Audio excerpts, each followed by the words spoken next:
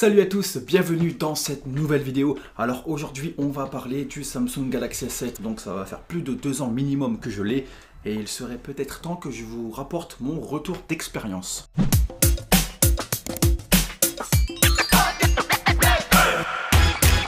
On commence par le design. Le Samsung Galaxy S7 est fait tout en verre, à l'avant comme à l'arrière. D'ailleurs, son verre est certifié Corning Gorilla. Alors, comme vous le voyez, mon Galaxy S7 a complètement chuté, mais voilà, il n'est pas mort. Au niveau de son confort, on a un écran de 5,1 pouces. On a de la 2K, donc de la Quad HD en définition, pour un format 16 neuvième. D'ailleurs, sachez que vous ne verrez pas les pixels à l'œil nu. On dépasse complètement la résolution des 300 pixels par pouce, on est carrément à plus de 500. Bien sûr, le tout sur un écran Super AMOLED, donc les noirs seront profonds quand vous regarderez Netflix ou n'importe quel film, ou même quand vous jouerez à certains jeux. Alors un petit conseil pour regarder des films, si vous êtes vraiment accro aux films bien sûr, mettez la colorimétrie sur Cinema AMOLED. En termes de boutons et de fonctionnalités, vous avez un micro en haut et un micro en bas.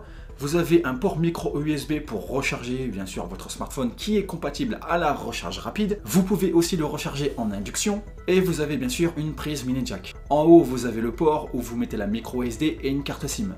Alors vous pouvez aller jusqu'à 256 Go, mais sachez que de base le téléphone a déjà 32 Go. Sinon à part ça le plus important, vous avez le son plus et moins, le bouton physique pour allumer ou éteindre le smartphone, et vous avez aussi le bouton physique qui fait office de capteur d'empreinte digitale. La puissance de ce Galaxy S7 est plus que suffisante. On a une carte graphique Mali T880 MP12, alors je sais pas si ça parle à tout le monde, mais même en 2019, cette carte graphique est encore très puissante.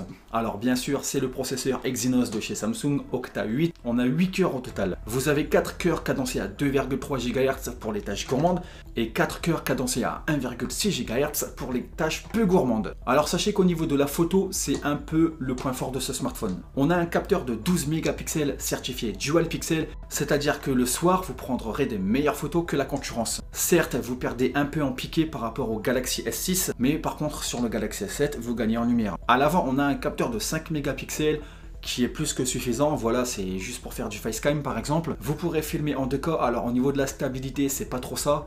Je vous recommande de rester sur un trépied. Alors en ce qui concerne son système, le Samsung Galaxy S7 est passé sous Android Oreo et d'ailleurs vous aurez le même interface que le Galaxy S8. Donc voilà, cette vidéo est terminée. Comme d'habitude, moi je vous dis à la prochaine pour une prochaine vidéo. Allez, salut!